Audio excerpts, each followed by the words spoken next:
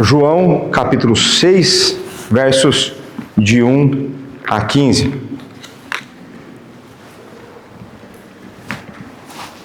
Está escrito assim na palavra do Senhor. Depois dessas coisas, atravessou Jesus o mar da Galileia, que é o de Tiberíades. Seguiam numerosa multidão, porque tinham visto os sinais que ele fazia na cura dos enfermos. Então, subiu Jesus ao monte e assentou-se ali com os seus discípulos. Ora, a Páscoa, festa dos judeus, estava próxima.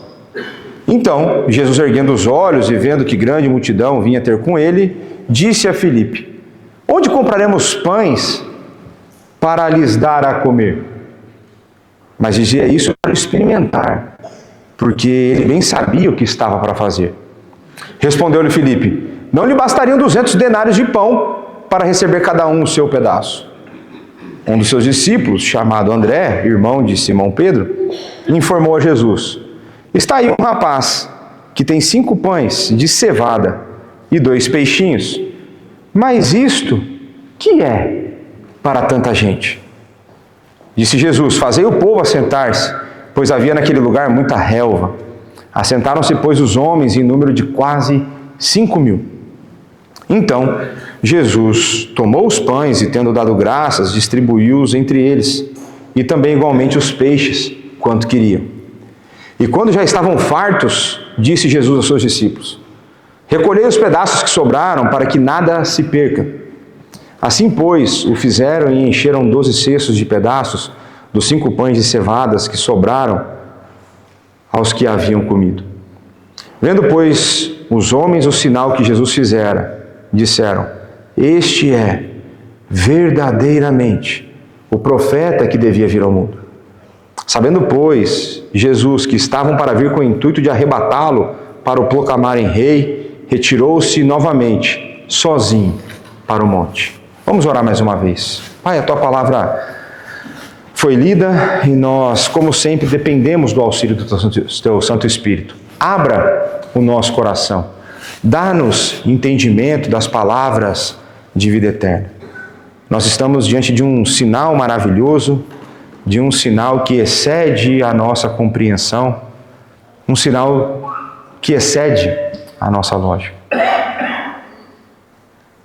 Dá-nos o perceber das profundidades desse sinal e não apenas ficarmos admirados com a sua parte exterior, com o seu aspecto material. Faz o nosso coração um solo fértil para a Tua palavra. Dá-me fidelidade na exposição ao que nós te pedimos.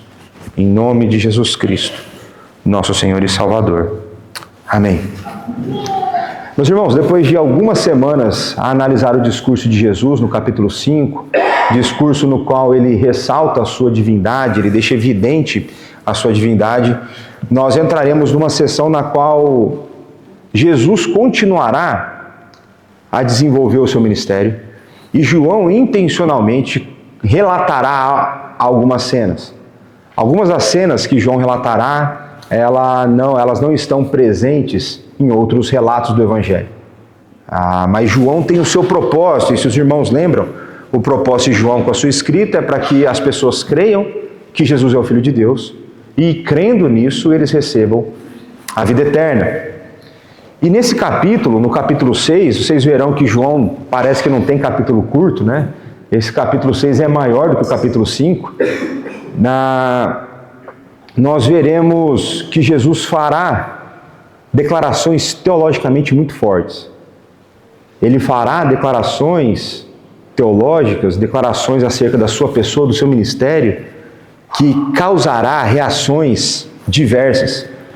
Desde os dois extremos dessas reações, desde abandono, que eu creio que nós veremos isso daqui umas 2 semanas, depois 3 semanas, nós veremos umas 2 ou 3 vezes uma sequência de abandonos de discípulos, mas ao mesmo tempo que alguns abandonam, nós veremos que outros aprofundam o seu comprometimento. Eles têm a sua percepção acerca de Cristo aumentada. Isso se dá pelo convívio, pelo trabalho do Espírito através de toda essa cena.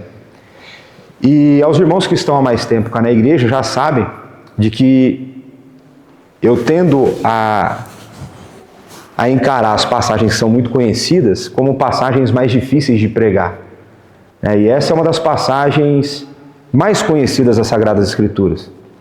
Essa passagem, qualquer pessoa que você falar praticamente vai falar assim, não, tem aquele milagre que Jesus multiplicou pães e peixes. E eu creio que por esse motivo, ela acaba por ser um pouco complexa na pregação, porque talvez você tenha enraizado coisas que são erradas, ou talvez você já tenha ouvido quase tudo que seja possível ser dito dessa, e eu talvez vá soar bastante repetitivo para você. Mas eu creio que o poder que entrega a palavra não é o poder da minha capacidade, mas da aplicação do Espírito para o seu coração. E por isso eu tenho uma certa tranquilidade nesse sentido. João nos dá poucos detalhes acerca da transição temporal. Ele só fala no começo, depois destas coisas. Eu vou elaborar um pouco mais, conversar um pouco mais sobre isso depois. Mas quando nós pegamos os relatos dos outros evangelistas, nós conseguimos perceber que tem dois eventos muito importantes que acontecem antes desse momento, antes desse sinal. E que eventos foram esses? Um deles foi o envio dos 12 para pregar o Evangelho. Então os 12 foram enviados debaixo da autoridade de Jesus, e nesse envio eles puderam experimentar o poder de Deus agir através deles. Eles anunciaram as boas novas de salvação, eles fizeram curas, eles expulsaram demônios. Esses homens sentiram o poder de Deus na pele, se a gente puder dizer dessa maneira. Eles não apenas viram, mas eles foram meios para que isso acontecesse. E uma outra coisa que acontece é a morte de João Batista. Então, na operação desse milagre, João Batista já tinha morrido, já tinha sido assassinado. E uma coisa interessante que quando você faz a leitura nos outros relatos do Evangelho, apesar de João Batista ter morrido, aquilo que Deus fez através dos 12 foi tão poderoso que o imperador lá, o governador que mandara matar João Batista, chega a pensar que se João Batista tivesse ressuscitado. O homem voltou ativa, porque está acontecendo um monte de coisa aí que parece com as coisas que ele fazia, alguma coisa do gênero, E aí essa perseguição, essa cena faz com que Jesus, ele num certo sentido, saia da região que ele se encontrava.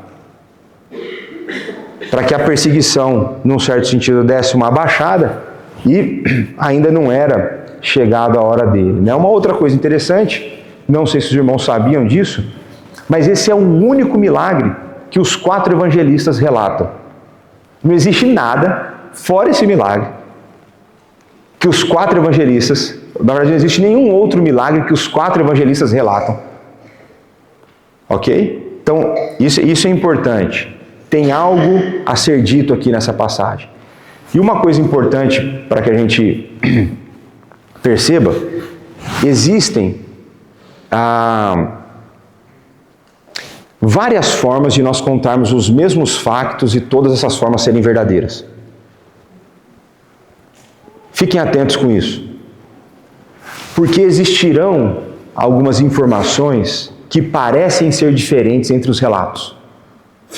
E nós vamos entrar em uma delas no verso 5, se eu não estou enganado.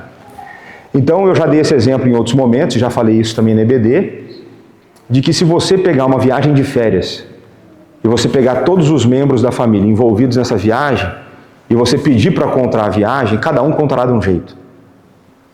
E é possível que todos estejam a falar a verdade, mas cada um através da sua perspectiva e do seu objetivo. E é dessa maneira que os evangelistas registram essas histórias. Eles têm propósitos específicos.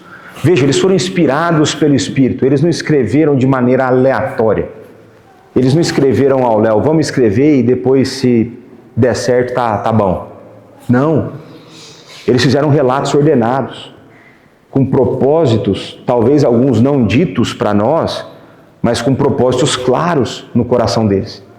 O de João a gente já sabe. E vai ser em cima dessa ideia de João, e João dá um foco bastante distinto dos outros evangelistas. Tem muito detalhe que João não coloca. E tem coisas que João traz que ninguém mais coloca. Por exemplo, o relato de João é o único relato que os discípulos têm nome. Nos outros fala os discípulos. Aqui ele fala é Filipe e André. Então ele tem um propósito nisso, né? E o propósito de João, diferente dos outros, na sequência, somente João que faz esse relato, vai entrar o tal do discurso do pão da vida. E é nesse discurso do pão da vida que o negócio vai azedar para muitas pessoas. Quando a gente pensa em abandono, em discípulos que abandonam Jesus, vai ser nesse discurso do pão da vida. E a gente vai começar a fazer algumas conexões de que maneira o milagre está conectado com o discurso que Jesus faria. E essa é uma das vantagens da gente pregar em série, da gente acompanhar o texto na sequência. A gente vai ver as conexões que o contexto traz para nós, né? E hoje, dentro dessa passagem conhecida como a multiplicação dos pães e peixes, nós veremos o pão que alimenta a fé. O pão que alimenta a fé. Então, verso 1, depois dessas coisas, atravessou Jesus o mar da Galileia, que é o de Tiberíades. Os 4 primeiros versos dessa passagem, eles basicamente nos dão um contexto geográfico e temporal. Eles simplesmente nos situam temporalmente, tanto no calendário, como na questão do ministério de Jesus, como nos dá uma localização geográfica. Esse verso começa, o verso 1, com essa expressão bastante temporalmente imprecisa. Ela é precisa no que ela está proposta, ela é temporalmente imprecisa, não consegue definir quanto tempo foi. Ele fala depois dessas coisas. Que coisas? Muitas. Muitas. Muitas que talvez o marcador que nos deu uma ideia de quanto tempo havia passado. Então, existe um intervalo de tempo razoável entre o fim do capítulo 5 e o início do capítulo 6. Ok? Lembre-se que João ele registra as coisas para que nós venhamos a crer. E ele diz que muitas coisas não foram registradas. Muitas não foram. E esse período, que alguns estimam entre 6 meses a 1 ano, entre o capítulo 5 e o 6, é uma estimativa por conta das supostas datas das festas, é um período em que Jesus ficou a atuar. Ele não ficou parado, nós veremos isso.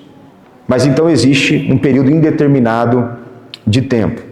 E nesse período indeterminado de tempo, muita coisa aconteceu. O texto vai nos mostrar que Jesus continuou a exercer o seu ministério de maneira bastante ativa. Muitos sinais muitos milagres foram operados. Já falei para os irmãos, os discípulos tinham sido enviados e tinham sido usados por Deus para anunciar a palavra e para operar sinais poderosos, para anunciar o reino de Deus. João Batista tinha sido assassinado, enfim, o evangelho o reino estava em expansão. E uma das dificuldades que alguns comentaristas vão levantar acerca dessa passagem é no deslocamento de Jesus, que fala que ele vai atravessar o mar da Galileia. E dá a entender que ele volta, que ele se atravessa para o lugar que ele estava no capítulo 5, alguma coisa assim. E aí que entra a questão desse período de silêncio de coisas que não foram registradas. Você não pode pressupor que Jesus ficou esse período de tempo todo no mesmo canto. Ele provavelmente se deslocou e por isso ele tem de novo essa necessidade de deslocamento geográfico. Para aqueles de vocês que não sabem, o Mar da Galileia não é um mar propriamente dito. O Mar da Galileia é um lago. Não é um lago grande. É um lago tão grande que a maioria de vocês talvez nunca tenha visto um lago desse tamanho. Na semana que vem, quando eu vou pregar a próxima passagem, que é Jesus andando por sobre as águas, vai ser nesse lago ou nesse mar que eles estarão. E aí eu vou trazer algumas medidas para vocês terem noção. Mas é que assim, é coisa de quilômetros. O diâmetro desse lago, né? E João ele fala do Mar da Galileia e depois ele fala assim, o de Tiberíades. Então João está a falar aqui com aquele público que conhece a expressão do Mar da Galileia entre os judeus, mas ele comunica também com aqueles que faziam parte do Império Romano que reconheciam esse lago, que ao longo do tempo, por estar associado à cidade de Tiberíades, que foi uma cidade que homenageava o imperador Tibério César, então com o tempo o pessoal associava o lago a essa cidade que levava esse nome. Então João não dá margem para o erro em termos de localização geográfica. E o verso 2 vai nos mostrar que seguia-o numerosa multidão. E ele dá a razão para isso, porque tinham visto os sinais que ele fazia na cura dos enfermos. Então você vê que,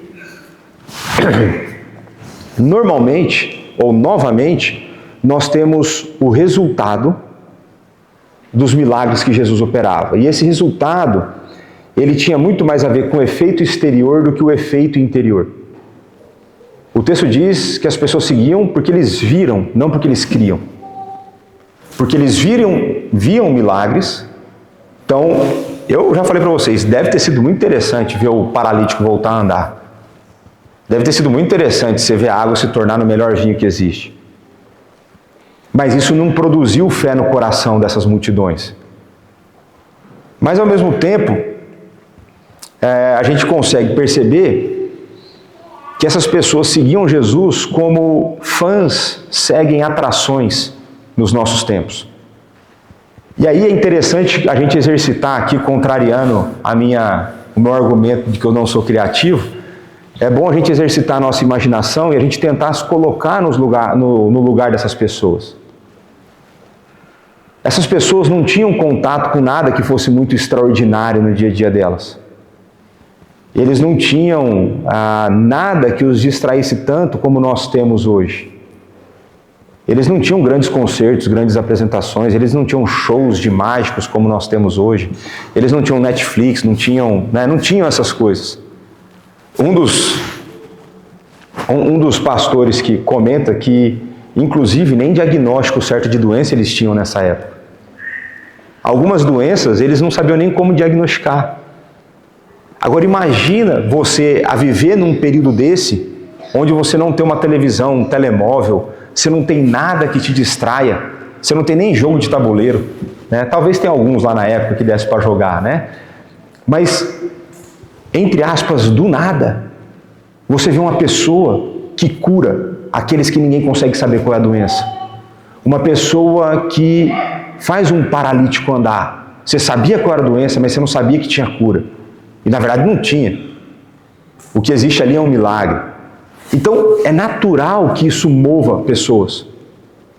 Nos nossos dias, artistas movem pessoas.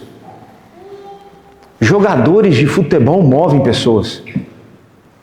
Se você chegar aqui na arena, no templo do futebol, aqui segundo o Rui, que é o templo do futebol, se você for fazer uma apresentação da equipa para o próximo ano, de portões abertos, em que as pessoas podem acessar a relva e tocar nos jogadores, vai dar problema.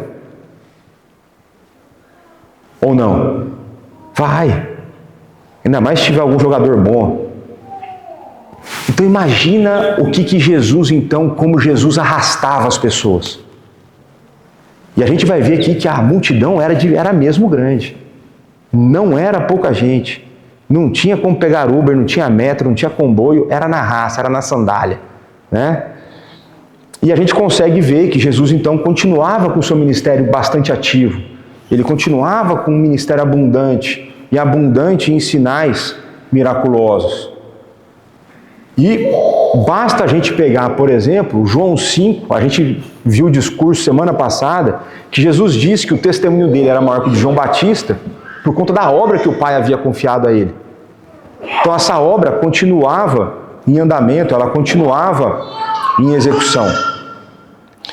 E aqui eu quero fazer a primeira reflexão com os irmãos, na nossa pregação de hoje. Pensem no esforço e no desprendimento que essas pessoas tinham para seguir Jesus. Elas iam, nesse caso, para um lugar desértico. Eles não estavam atrás de conforto. Eles não estavam com provisão material. Eles não tinham nem condição de ter uma alimentação adequada para aquele momento. E o que me impressiona quando eu fui meditar sobre isso é que eles fazem isso porque eles viam as coisas externas. Eles ainda nem tinham sido transformados interiormente. E aí, como que isso pode ajudar a avaliar a nossa fé? De que maneira isso pode nos ajudar em alguma forma de reflexão? A primeira pergunta que eu faço a vocês: não temos nós, aqueles que foram transformados pelo Santo Espírito por conta da obra de Jesus Cristo e por conta do amor eletivo de Deus, muito mais motivos para seguir Jesus do que aqueles que apenas viram milagres? Não temos nós muito mais motivos para querer ouvi-lo? Porque veja, Jesus não operava milagres no vácuo, Jesus operava milagres e ensinava.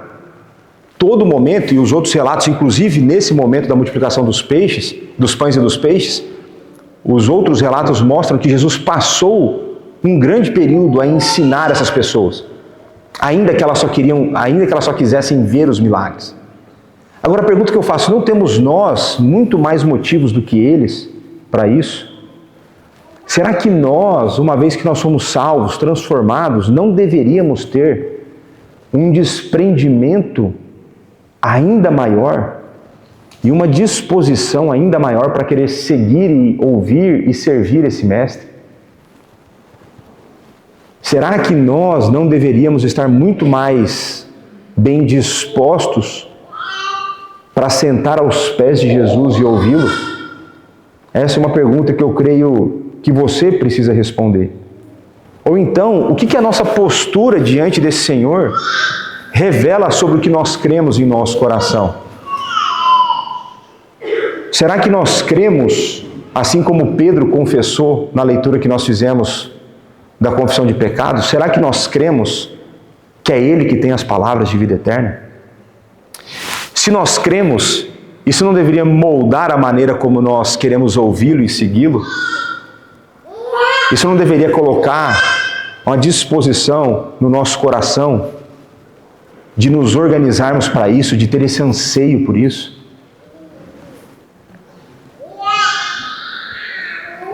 Será que nós cremos que quando nós estamos reunidos no dia do Senhor, nós estamos diante do Jesus que opera sinais? Será que nós cremos que quando nós estamos cá, nesse momento, que é diante desse Jesus que multiplicou pães e peixes, que curou o paralítico, que nós estamos? Será que é isso que nós cremos? Tem gente que, se o culto demorar 1 minuto a mais do que ele está acostumado, já parece o fim do mundo.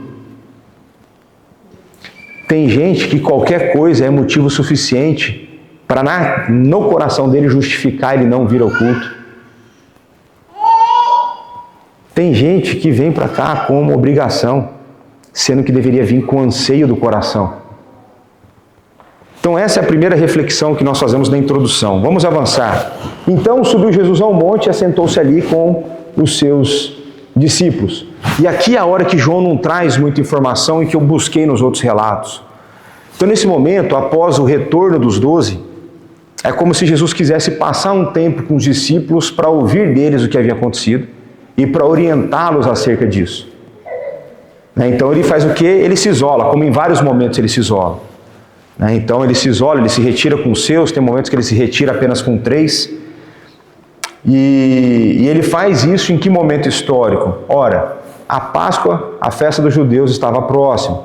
Então João nos dá um marco temporal, e é através desse marco temporal que algumas pessoas estimam que entre o capítulo 5 e 6 passou-se aí por volta de 6 meses a 1 ano, é uma possibilidade. Então nós entramos no verso 5. Então Jesus, erguendo os olhos e vendo que grande multidão vinha ter com ele, disse a Filipe: onde compraremos pães para lhes dar a comer? Mas dizia isso para experimentar, porque ele bem sabia o que estava para fazer. Então João não relata, mas se você for no relato de Marcos, nós sabemos que Jesus passou horas a ensinar essa multidão. Então, entre olhar a multidão e falar do alimento, é porque esse povo ficou aos pés de Jesus a ouvi-lo. E ele ficou a ouvi-lo de tal forma que a tarde declinava. E aí você sabe que no deserto não é fácil encontrar Uber a hora que você quer, né? Você não chama o Uber a hora que você quer, acabou ali, pôs o sol, não era seguro viajar depois do pôr do sol.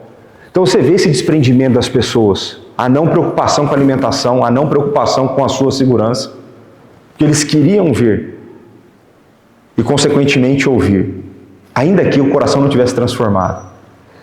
Isso para mim só aumenta o peso da nossa postura diante do culto. Isso para mim só aumenta o peso da nossa relação com a nossa vida devocional. Ímpios se esforçaram para ver Jesus.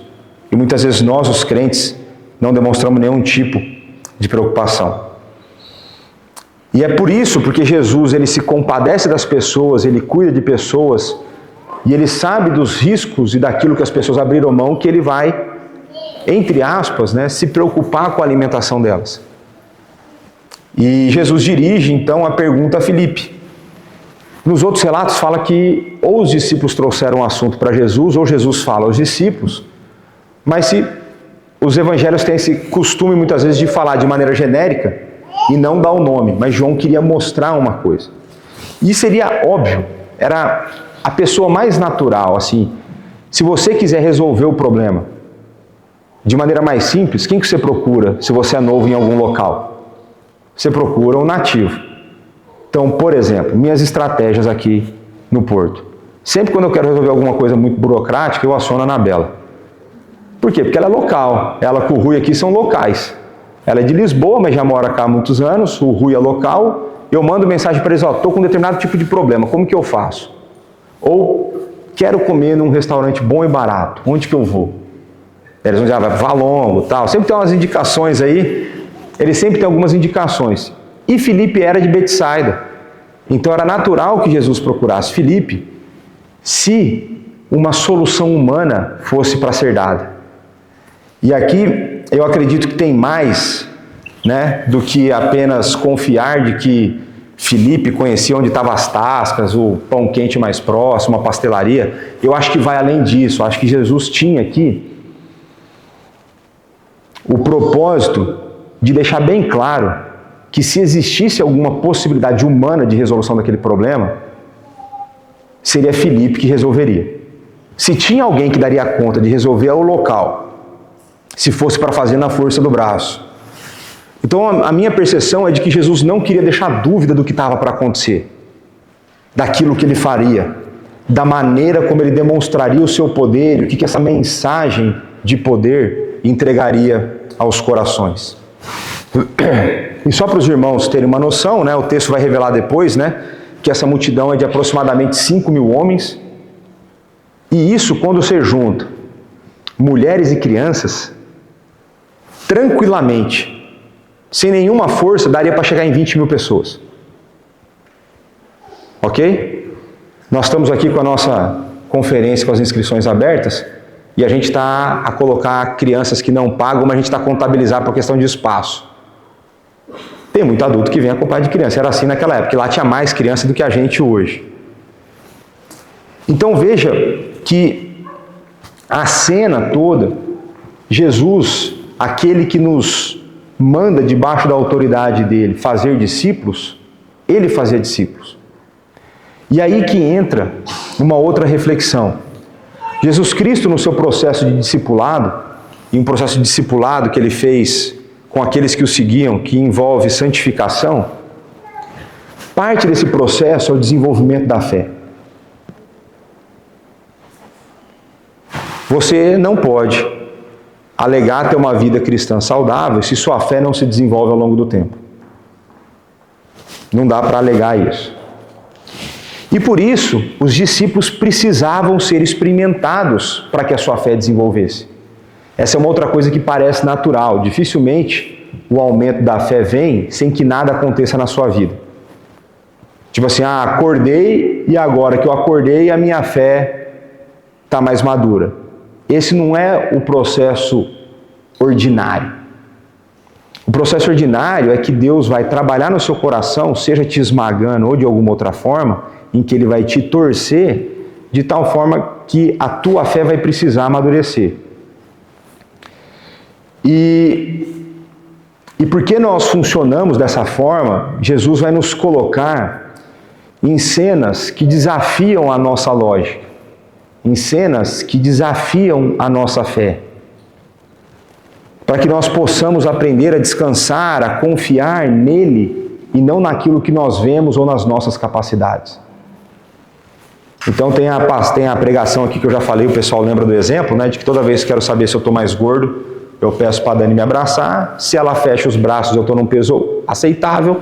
Se ela não consegue fechar os braços, eu já excedi em muito peso. E o exemplo que eu dei disso é que a nossa fé, toda vez que nós conseguimos fechar os nossos braços e abraçar as adversidades e as circunstâncias, significa que nós estamos numa zona de conforto e que Deus vai precisar nos tirar dessa zona de conforto para que a nossa fé cresça. E para isso Ele vai mandar uma adversidade, muitas vezes Ele vai mandar uma adversidade que é maior do que esse abraço, para que então nossos braços da fé sejam esticados e a gente consiga novamente abraçar, até que daí Ele manda outra, e depois Ele manda outra, e depois Ele manda outra. Então, Jesus coloca os seus discípulos, que Ele poderia ter feito milagre sem ter experimentado a fé de Filipe.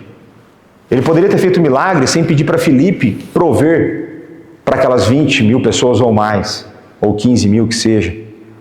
Ele poderia só ter feito milagre, mas ele queria então também desenvolver a fé nos seus discípulos.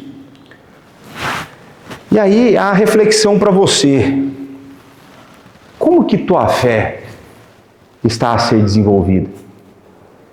Como que tem sido o desenvolvimento da sua fé? Como que Deus tem estado a trabalhar na sua fé atualmente? Se a sua vida anda num processo de calmaria, isso pode ser ruim. Como diria lá o ditado, mar calmo nunca fez marinheiro bom. O processo de desenvolvimento de fé normalmente é desconfortável, mas ele é necessário. Então Jesus ele coloca Filipe e consequentemente os outros discípulos numa cena em que eles se veem incapacitados diante das suas habilidades para resolver aquele problema. Daí Filipe vai responder a Jesus. Então respondeu-lhe Filipe: não lhes bastariam 200 denários de pão para receber cada um o seu pedaço. Veja, reparem a resposta de Filipe. 200 denários de pão é aproximadamente, número 8 meses de trabalho de uma pessoa normal. Ele está falando o seguinte: se eu tivesse economizado 8 meses do meu salário, do meu ordenado, se eu fosse lá no pão quente mais próximo, eu não daria conta de comprar pão para que cada um tivesse um pedacinho. Não daria. O que Filipe está a fazer diante dessa cena? Ele está a enfatizar o tamanho do problema e não o poder de Jesus.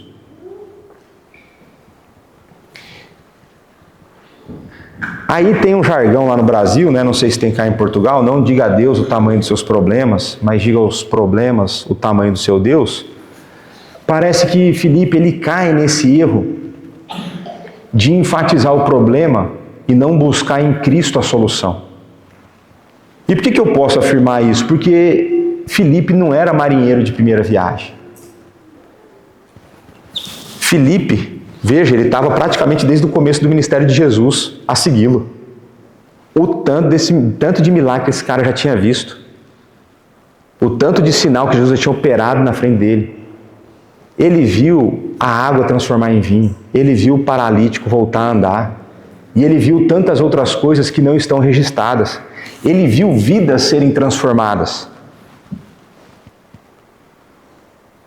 Ele era um exemplo de vida que havia sido transformado, mas mais do que isso, eu falei para vocês no começo, ele foi um dos 12 que foi usado por Deus para sair e anunciar o reino de Deus e fazer curas e expulsão de demônios. Ele não apenas tinha visto, como ele tinha sido um meio desse poder divino. E mesmo diante do Deus Todo-Poderoso, Jesus Cristo de Nazaré, ele enfatiza o problema e não busca em Jesus a solução. Ele não tinha falta de experiência com Jesus, ele não tinha falta de tempo de rodagem com Jesus. Ele já estava a andar com Jesus há um tanto de tempo, há um tanto bom de tempo. E aí eu paro para pensar, quantas vezes não é assim conosco?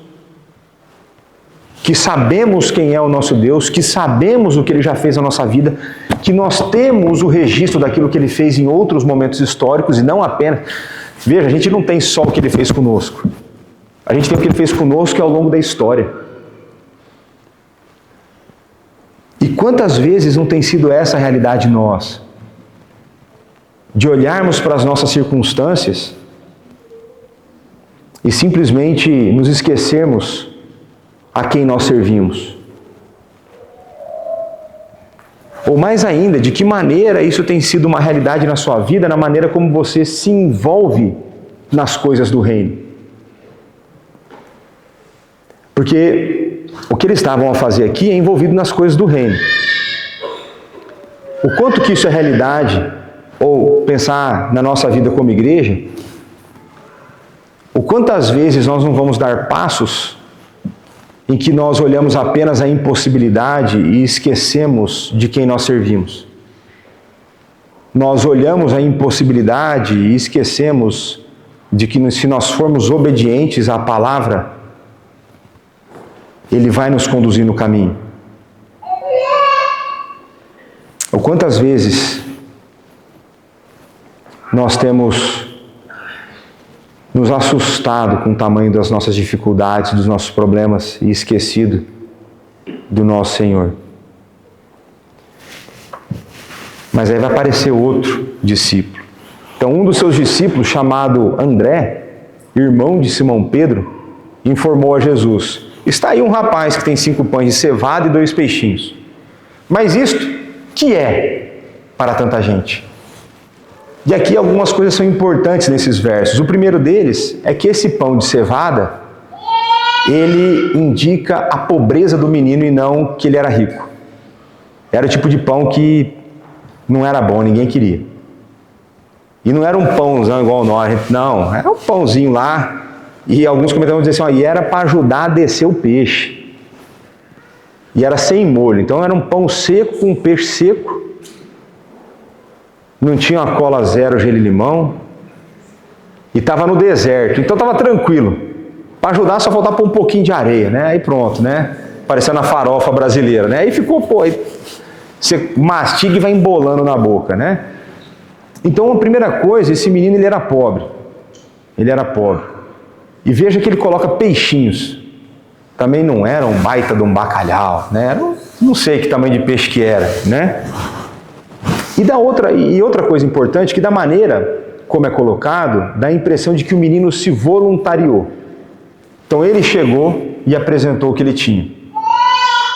E a pergunta que fica, e eu não tenho resposta para essa pergunta, é o que leva esse menino a fazer isso? Né? O que leva esse menino? Pode ser um baita de um ato de fé. De falar, se eu botar na mão dele vai dar certo. Se eu botar esses 2 pães com peixe vai ser um churrasco. Talvez fosse isso que o menino tivesse pensado. A gente não sabe o que o menino pensou. Mas a gente sabe que esse menino deu o passo. E a gente vai ver que a postura de André não é diferente da de Filipe. Ele vai falar assim, mas o que é isso aí? Pô, antes não tinha nada, agora tem um negócio, isso aí não é nada também. Isso aí não é nada, é a mesma postura de Filipe. E apesar do menino aparecer com algum tipo de alimento, o problema continua a ser enfatizado. E aqui, não sei quantos de vocês já tiveram contato com esse tipo de interpretação. Existe uma interpretação dessa passagem daqueles que não possuem fé genuína no nosso Senhor e Salvador Jesus Cristo, que é a interpretação dos liberais. E a primeira vez que eu ouvi essa interpretação, ela foi recente, mas na minha infância, uma professora de ensino religioso já tinha ensinado algo do gênero, que ela falava que não tinha ocorrido nenhum milagre nessa passagem. E eu, na minha infância, eu pensava assim, como que pode uma mulher ser tão estúpida assim? Falar que não teve milagre, se de 5 pães e 2 peixes colheram um monte de cesto. Não tem como. Alguma coisa aconteceu ali. E os liberais, por eles não crerem em Deus, no Deus das Sagradas Escrituras, eles vão tentar achar uma explicação que caiba dentro da limitada razão que eles possuem. Né?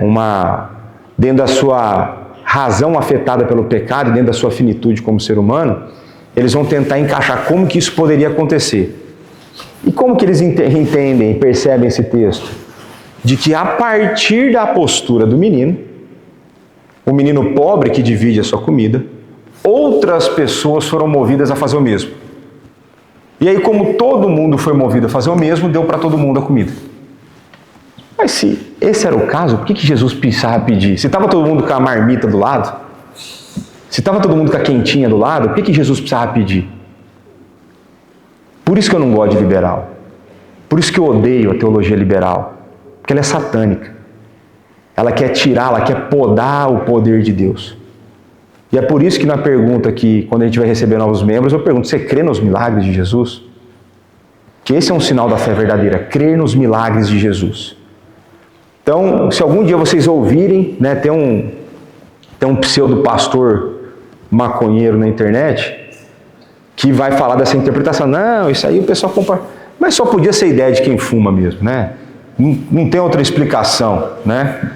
Mas cuidado com o que vocês ouvem na internet, né? Então é daqui que surge essa interpretação. Mas tem uma outra coisa interessante.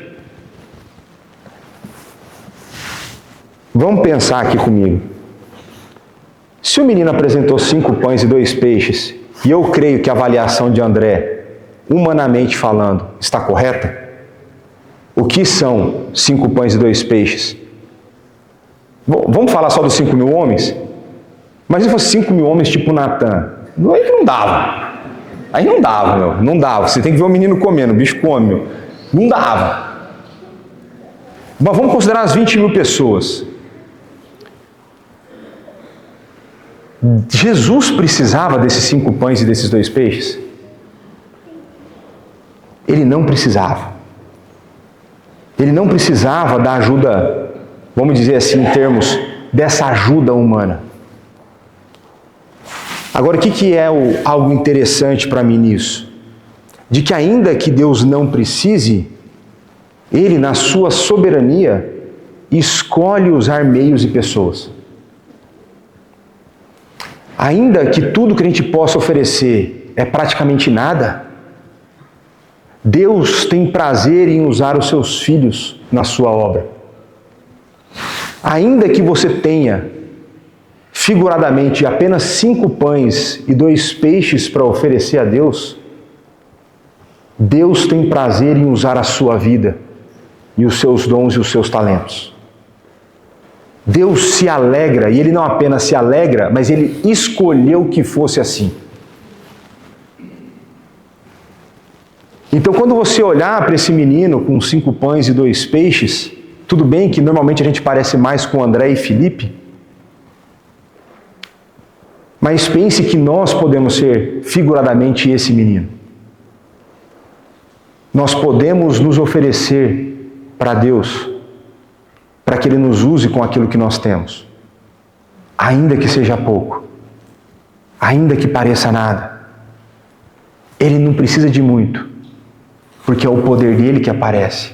Por isso que Paulo vai dizer é que na minha fraqueza eu vejo o seu poder, que quando eu sou fraco, então é que eu sou forte. Eu sou forte porque é Deus quem opera através da minha vida. É isso que Paulo estava a dizer e é isso que nós podemos ver na vida desse menino. E aí, no verso 10, acontece outra cena que deveria ser inquietante se a gente não lesse o texto de maneira tão automática, que Jesus não fala nada, ele recebe os 5 pães e 2 peixes. E ele fala assim, disse Jesus, fazei o povo assentar-se. Havia naquele lugar muita relva. Assentaram-se, pois, os homens em número de quase 5.000. E por que eu acho que deveria te incomodar quando você fizesse essa leitura? Porque eles estavam a sentar-se para comer. Mas comer o quê? O Glovo não tinha sido pedido, o Uber Eats não estava a caminho. Jesus fala, sentem-se, e eles assentaram. E o que o que me levou a pensar é de que na vida cristã, em vários momentos, a nossa obediência vai parecer loucura. A nossa obediência vai parecer em alguns momentos imprudência. Você tem certeza que é isso que você vai fazer? Se nós colocarmos na ponta do lápis, não faz sentido o que vocês querem fazer. Como assim? Né? Tem um exemplo de uma lanchonete nos Estados Unidos, uma rede de fast food, que é a única rede de fast food nos Estados Unidos que não abre aos domingos.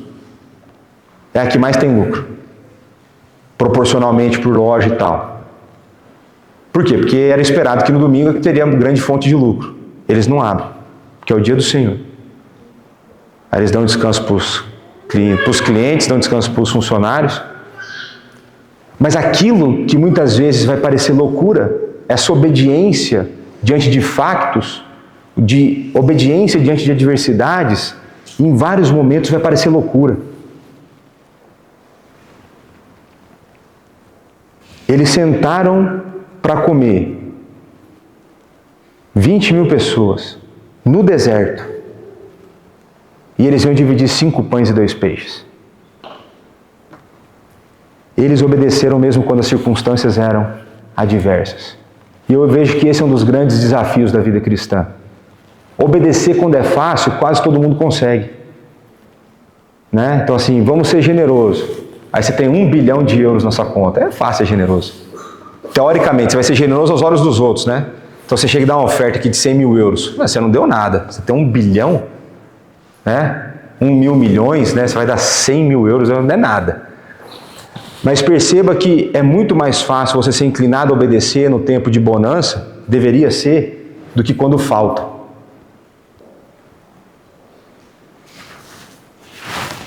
Agora vamos ver qual que é o prosseguimento da cena. Então, Jesus tomou os pães e, tendo dado graças, distribuiu-os entre eles. E também igualmente os peixes, quanto queriam. Veja que, e aqui é só um comentário daquelas tantas coisas que nós passamos e lemos sem perceber, né? Eu sempre faço a provocação de que, para orar, normalmente na igreja, a gente pede para você fechar o olho e abaixar a cabeça, certo? Jesus normalmente abre o olho e olha para o céu. A gente normalmente faz as coisas meio diferentes de Jesus. E você vê que aqui ele não abençoa o alimento, ele agradece o alimento. Né? Então, às vezes muitas vezes você vai comer, né? E você fala assim, Senhor, abençoa esse alimento. Normalmente você está demonstrando descrença com aquele que preparou, né? Abençoa, porque se vier desse jeito... Mas brincadeira à parte, né? A parte que a gente tem que fazer é agradecer a Deus por aquilo que Ele coloca na nossa mesa, né? É o que a gente aprende aqui com o nosso Senhor. Uma outra coisa interessante é que o texto não conta para nós como esse milagre aconteceu fisicamente. Ele não fala se cada um que puxava um pedaço do pão, o pão crescia de novo. Ele não fala cada lasca do peixe que tirava, se o peixe crescia. A gente não sabe esse detalhe. Mas a gente sabe que o milagre aconteceu. A gente já viu Jesus a fazer transformação de coisas. A gente já viu Jesus curar a doença. Mas agora a gente está vendo Jesus gerar coisas. Ele está a gerar alimento. A partir do alimento pré-existente, alguns vão discutir que Jesus criou do nada, é uma outra discussão. Mas claramente é possível ver o poder de Jesus nesse milagre. Ele tem capacidade para multiplicar 5 pães e 2 peixes e fazer uma multidão comer. E uma coisa que chama atenção é que esses alimentos foram distribuídos e essa grande multidão podia pegar o quanto quisesse, o quanto ela queria. Então fala no final, quanto queriam. Agora eu quero que você pense nas festas de fim de ano aí que você teve, seja no Natal ou no Ano Novo, ou no último ou penúltimo almoço convívio que aconteceu aqui.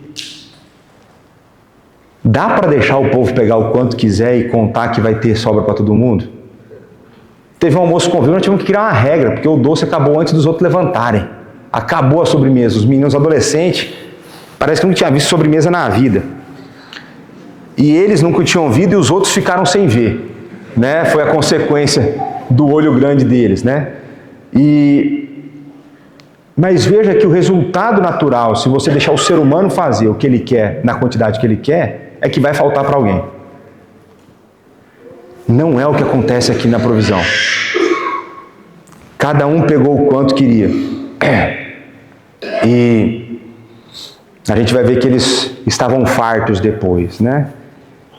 E quando nós refletimos acerca dessa provisão divina,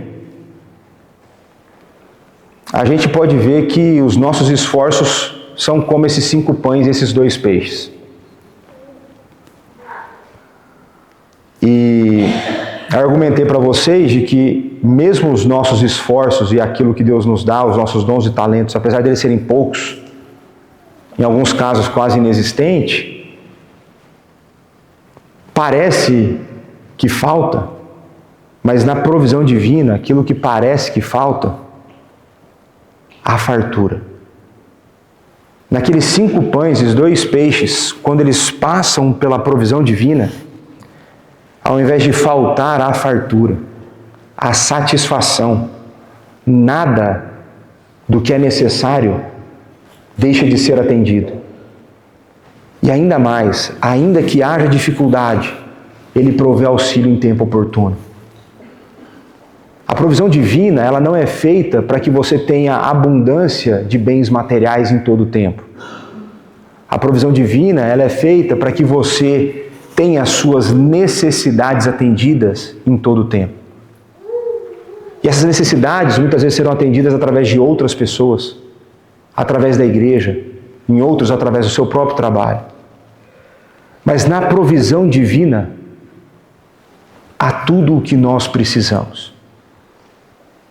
Materialmente, mas principalmente espiritualmente. A provisão divina, ainda que nós tenhamos pouco para dar, nós recebemos com fartura. Nada falta. E aí os versos 12 e 13, né? E quando já estavam fartos, disse Jesus aos seus discípulos: recolhei os pedaços que sobraram para que nada se perca. Assim, pois, o fizeram e encheram os 12 cestos de pedaços dos 5 pães de cevada que sobraram aos que haviam comido. A gente sabe que sobrou pão e peixe, mas o foco de João está no pão, porque esse vai ser o discurso na sequência. A gente vai ter uma relação espiritual do pão que sacia a fome material com o pão que vem para saciar a necessidade espiritual. Então essa é uma das conexões que nós teremos nas próximas semanas. E esse verso ele reforça essa ideia da bendita provisão divina. Pois a multidão comeu até que estivesse farta. E eu fico a pensar, né? Era muita coisa. Porque a gente vai ver que teve a recolher depois. Mas as pessoas puderam pegar o quanto quiseram. Aí você vê que o olho grande acontece desde essa época. Porque teve que recolher para que não fosse desperdiçado. Então alguém pegou mais do que deveria. Né? Há uma tensão aí. Mas um aspecto importante é que na provisão divina há abundância, mas não há desperdício. Veja, se Jesus podia criar alimento do jeito que Ele criou, não poderia só deixar apodrecer e fazer mais? Você vê que não. Existe uma maneira como nós devemos administrar as coisas que Deus nos dá. Isso vale desde o alimento que nós não devemos desperdiçar, como o dinheiro que nós não devemos esbanjar. Você pode aplicar isso na sua vida de várias formas. Mas se Deus deu para você, é para que você seja um bom mordomo. Nós não podemos desperdiçar aquilo que graciosamente nos foi dado. Se Deus nos dá graciosamente, como nós podemos deitar fora aquilo que Ele nos dá? Eu creio que essa é uma lição secundária dentro do texto, mas que fica evidente para mim quando nós olhamos o comentário, para que não, como que diz aqui o texto? Para que nada se perca. Vida cristã demanda boa mordomia. Vida cristã demanda boa gestão. E por fim, nós vemos que 12 cestos foram recolhidos. Eu nem quero entrar na discussão do tamanho do cesto. Eu acho que a gente nem precisa disso. Porque se 12 cestos fossem 12 travessas, tipo aquelas ali, já teria sobrado muita coisa, uma vez que todo mundo tinha comido até se fartar. Nem preciso entrar nesse mérito. Qual é o tamanho do cesto? Mas a gente consegue ver que sobrou mais comida do que havia no início. Todo mundo comeu e sobrou mais do que havia inicialmente. Eu acho que é uma coisa que deveria mexer com os seus pensamentos. E aí o que me pega aqui? Que os discípulos, eu comecei a tentar me colocar no lugar deles. Quando eles começam a recolher os pedaços que sobraram, eles tiveram a oportunidade de saborear esse poder de Deus. Porque nessa cena há oportunidade de amadurecimento de fé. Eles viram a impossibilidade de que as pessoas ficassem satisfeitas dentro do cenário inicial.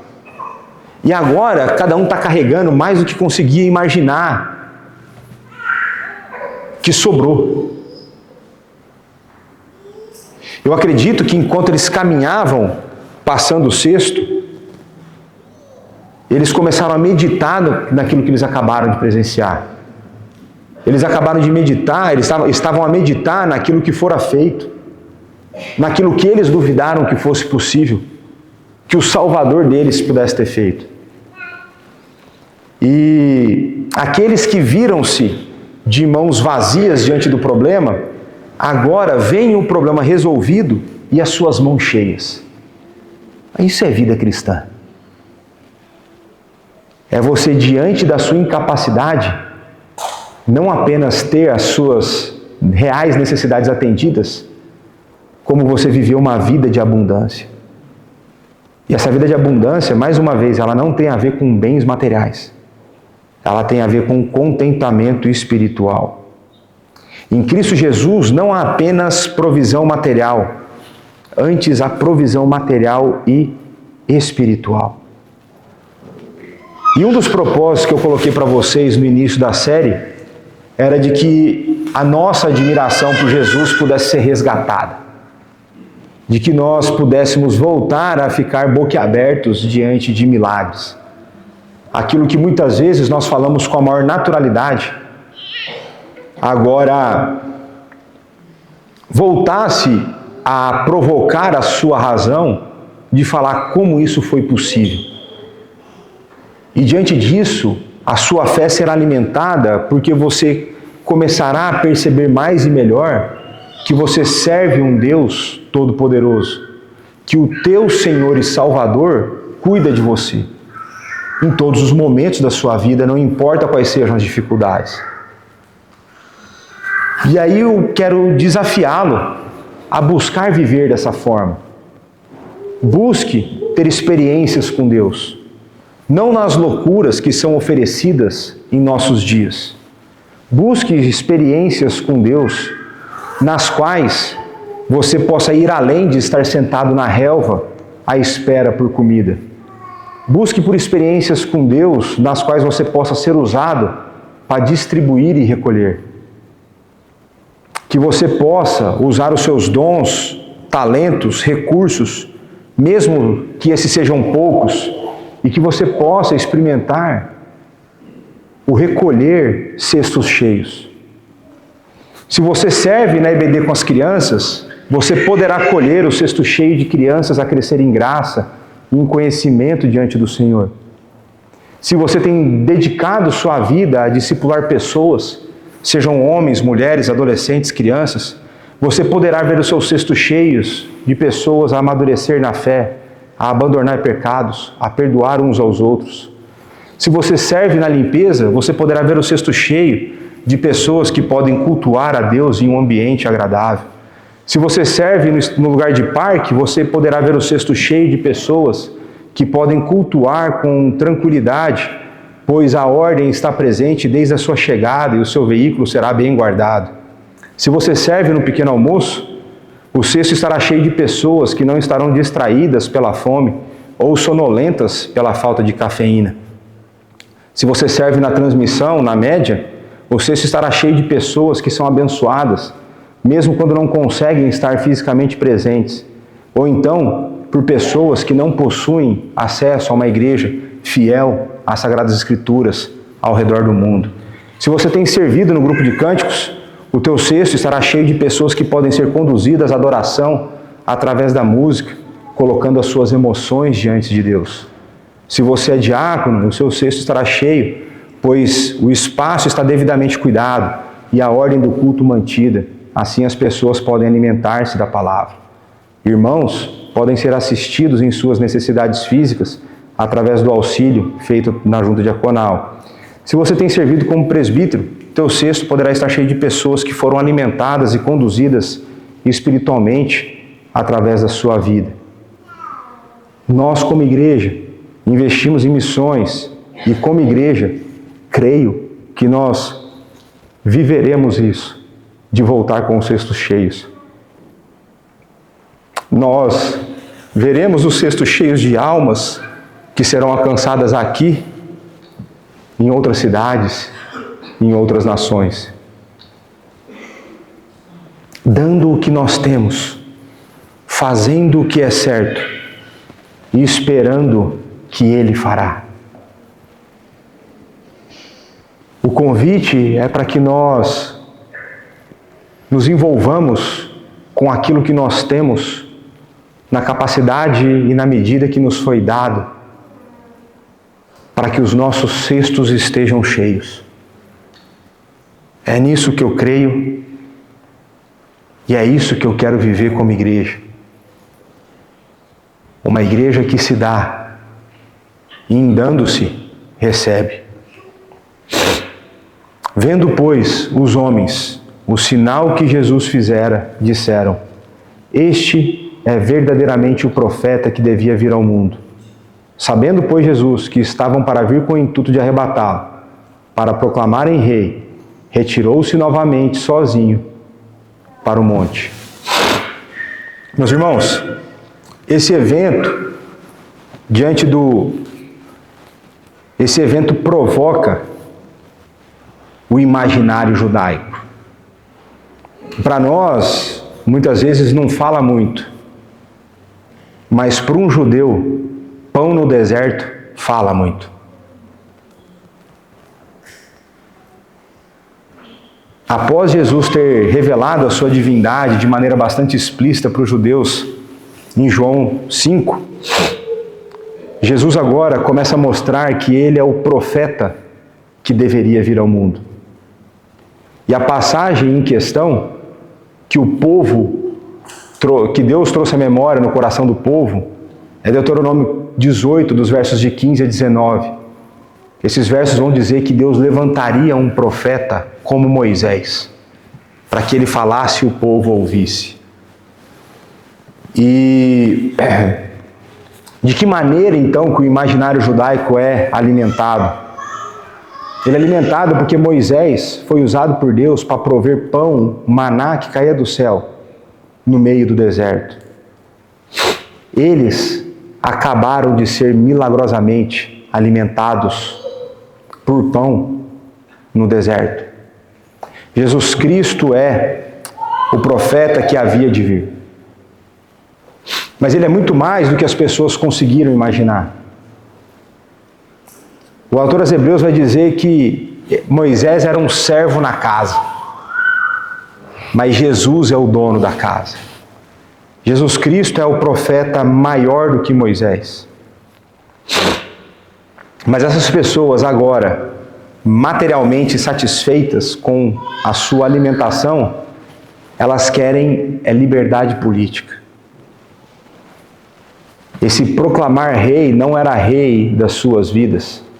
Era a tentativa de uma instalação de um reino físico, político na terra. E é por isso que Jesus sai de cena. Porque não foi para isso que Ele veio. Ele não veio para estabelecer fisicamente em governadores, em governantes, ou ser Ele um governante físico de uma nação. Jesus Cristo, como representante do reino, Ele veio para que o reino fosse estabelecido na terra, um reino espiritual, no qual Ele reina em nossos corações. Jesus Cristo sai de cena e ele sobe para o monte para fazer uma das coisas que ele mais gostava de fazer, para falar com o Pai. O texto de Marcos nos mostra isso. E nós veremos de que no relato de Marcos, não aqui no de João, mas Jesus prepara a cena para que ele ande sobre as águas. No relato de Marcos fica claro que Jesus manda os seus discípulos ir de barco, enquanto ele sobe no monte para orar. A próxima cena já está preparada. Jesus Cristo continuará a mostrar quem ele é. Ele continuará a operar os seus sinais. Ele continuará a mostrar o seu poder. Meus irmãos, hoje nós vimos o pão que alimenta a fé. A fé, ela não é alimentada por sinais somente. Ela pode ser alimentada por sinais, mas não é somente por sinais. Pois multidões viram sinais e não creram em Jesus como seu Senhor. Entretanto, o pão que alimenta a nossa fé é Jesus Cristo, o pão da vida. Por causa da sua obra, tudo o que nós precisamos, seja para o tempo presente ou para o tempo futuro, para essa vida ou para a realidade por vir, já foi por ele conquistado. Jesus é o pão que alimenta a nossa fé, pois nele nós temos acesso ao Pai e nele nós somos habitados pelo Espírito. Unidos a ele, seremos moldados à sua própria imagem. Somos uma obra em andamento. Somos pessoas com muitas fraquezas e com uma vida infestada pelo pecado. Entretanto, somos filhos de Deus, que em Cristo tem a sua fé alimentada diariamente. Somos aqueles que, possuindo poucos pães e peixes, retornarão com os cestos cheios. A nossa vida nesse mundo caído é uma vida com poucos pães e peixes. Entretanto, sabemos que na vida por vir, no novo céu e na nova terra, será uma vida com cestos cheios. Não estou aqui a falar do aspecto material da nossa vida, antes estou a focar naquilo que é espiritual. Jesus é o pão que alimenta a nossa fé, para que vivamos em um mundo que vive na miséria espiritual. Jesus é o pão que alimenta a nossa fé, para que, independentemente da nossa realidade material, vivamos contentes em abundância espiritual. E eu quero fazer 3 breves aplicações com os irmãos. A primeira, renove a sua admiração por Jesus e pelo seu poder. Busque experimentar desse poder em sua vida. Envolva-se na obra com os seus recursos e experimente os cestos cheios. Eu creio que, individualmente, é uma responsabilidade dos irmãos e, coletivamente, nossa como igreja, como conselho, de buscarmos essas experiências. Não estou a falar de uma fé movida por experiências, e não experiências malucas, mas experiências de sacrifício para esse rei. Muitas vezes, quando eu penso, ou o conselho pensa, acerca dos passos que nós temos dado para a plantação de igrejas e investimento em missões, humanamente parece loucura. Tem hora que a gente está com menos do que 5 pães e 2 peixes. Mas o conselho tem a convicção de que é o passo certo a ser dado. De que é o passo a ser dado como igreja. Eu acredito que nós experimentaremos esse ano muito do que é viver uma vida com os cestos cheios daquilo que sobrou. Não estou a falar de teologia da prosperidade. mas estou a falar de experimentar o poder de Deus a cuidar de nós e fazer o impossível aos nossos olhos acontecer. Porque muitas vezes quando a gente olha para as forças dos nossos braços, não vai dar. Fomos atrás de parcerias, falamos sobre generosidade, e parece que a gente continua a olhar e parece que as coisas continuam a não acontecer. Mas o que a gente faz? A gente continua a caminhar, a gente continua a avançar. Porque é o que Deus nos manda fazer. É um reino em expansão. Segunda aplicação, Jesus, o pão da vida, pode e deve ser buscado diariamente. E isso nos dá a responsabilidade de que nós devemos alimentar-nos da palavra diariamente.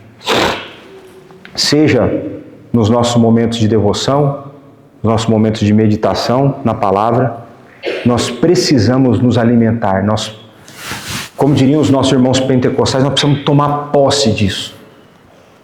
Não basta ler, você tem que ler e crer. Você tem que ler aquilo e enfiar no seu coração e trazer para a sua vida.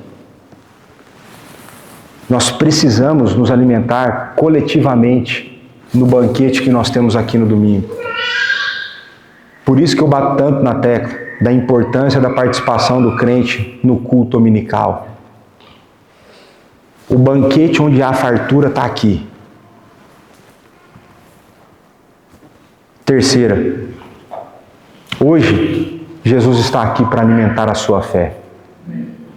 Em Cristo, nós encontramos perdão para os nossos pecados. Se você está no nosso meio e você está desviado da sua fé, hoje é dia para você retornar a Jesus. Se você tem lutado contra pecados e tem constantemente sido derrotado por eles, hoje Jesus está aqui para te restaurar. Se você está no nosso meio e você nunca alimentou-se do pão da vida, arrependa-se da vida que você tem levado. Deposite nele a sua fé e faça parte do banquete da vida eterna. Que Deus tenha misericórdia de nós e derrame a sua graça sobre nós. Vamos orar mais uma vez. Pai, a tua palavra foi lida e exposta. E nós ficamos admirados diante de tamanho poder. Muitas vezes a nossa capacidade de imaginação é insuficiente para vislumbrarmos aquilo que foi feito. O seu poder a alimentar aqueles em necessidade. E nós nos esquecemos que esse mesmo poder está disponível para nós, para nos alimentar em nossas necessidades. Diante do Senhor nós temos menos do que 5 pães e 2 peixes. Mas nós queremos viver uma vida de intimidade cada vez maior com o Senhor. Assim como os discípulos tiveram a sua fé aumentada em experiências em convívio contigo, Pai.